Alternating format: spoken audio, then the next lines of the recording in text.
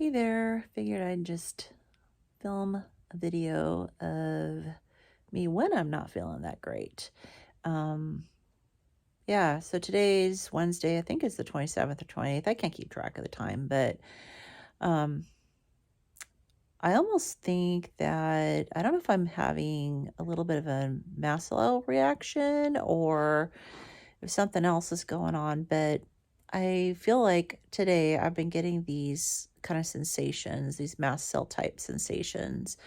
Um, Extra dizziness today, but and I don't know. Yeah, I don't know what is going on. It's been quite a while since I felt this way, and I'm wondering if it's coffee. Like I've been having coffee every day and doing really fine. I feel like today the coffee was maybe extra strong, but I don't feel my heart racing. So I'm kind of at a loss as to what it is. But I've, had these really like weird, it's hard to describe unless you have mast cell activation syndrome. It's really hard to explain what it feels like, but it almost just feels like all the cells in your body are starting to vibrate. And I feel like on the kind of the verge of a reaction. My head gets kind of fuzzy. Um, I start to have these kind of weird symptoms with like my equilibrium. Um, Almost feel like if I don't lay down, I might it might escalate to passing out. Um, yeah. So, and there was definitely some anxiety with it as well. Although again, my heart didn't start racing.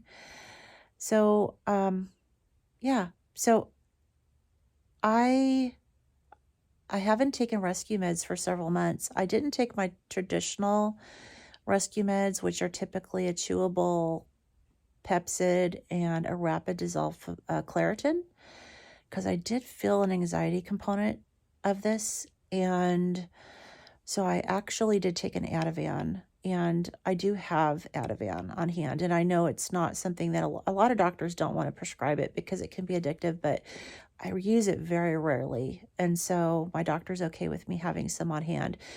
And um and benzodiazepines are a mast cell stabilizer. And so a lot of people will use them um, to help curb a mast cell reaction. It's not the recommended way to go for sure, because it's too easy to develop a dependence and to, create an addiction to benzos. Um, I haven't had the problem, and so I do use them rarely. And but today is a day that I did choose to use the Ativan. I can feel things settling down. Another strategy that I use, and I've used this for a very long time, for like, over 20 years, since I ended up having a massive, ended up in a psych hospital with anxiety, is verbalizing how I want myself to feel. And it's basically, I always say I'm lying to myself. So I'll say, I feel great. My head feels clear. My mast cells are stable. My hormones are balanced. My heart is pumping efficiently. My brain is getting oxygen. I mean, all those types of things that I want to be true. And I do notice a difference when I verbalize saying things like that. And, the body does respond to what you say and what you tell it. I've experienced that firsthand, and I do find that that is helpful. Um, but anyways, I think it's been about maybe 15 minutes or 20 minutes or so since I took the Ativan. I can feel it kicking in. I'm drinking water. I'm making sure that I'm hydrated, and just kind of lay here and ride this out. I mean, when it happens, it can take a little while to recover, depending on how early I jump in and catch it. But again, it's kind of a mystery to me as to why I'm having this after all this time of not having any issues. So the only thing I can think of is the coffee was extra strong today. But again, caffeine, the coffee is a little higher in histamine, and I've been tolerating it, but I mean, maybe I've been pushing it a little bit too much with histamines. And I mean, I do, know that the histamine bucket, it had been drained, but I've been adding a little bit more histamine lately. So it could be that the coffee today overflowed my histamine bucket. And it was just the final drop in the bucket that made it overflow.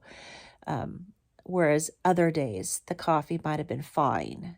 And so I may need to just back off. I may need to wean back off of the coffee. I may need to go back to doing a strict lion diet and really empty that histamine bucket. This has all been kind of an experiment with me to see, since I was feeling so great, to see if I could handle some things that are a little higher histamine. And just like anybody who has histamine issues, yeah, maybe you can handle it for a while, but at some point your bucket's going to get full and it's going to overflow. And that's when the symptoms kick in. So I'm really just wondering if that's what's going on here. I'm kind of thinking out loud right now. So if it doesn't make sense, sorry. But anyways, yeah, that's where things are at today. So I figured, I never really record in the middle of having an issue with my mast cell disease. So I figured, well, what the heck? Might as well. This isn't a really bad one. I mean, it's always unnerving for sure, but this isn't a bad one. I don't have the tachycardia. I had a tiny itty bitty bit of throat swelling, but this is not a severe acute attack. This is fairly mild, but even a mild attack is scary because you just don't know if it's going to escalate. So yeah, that's it.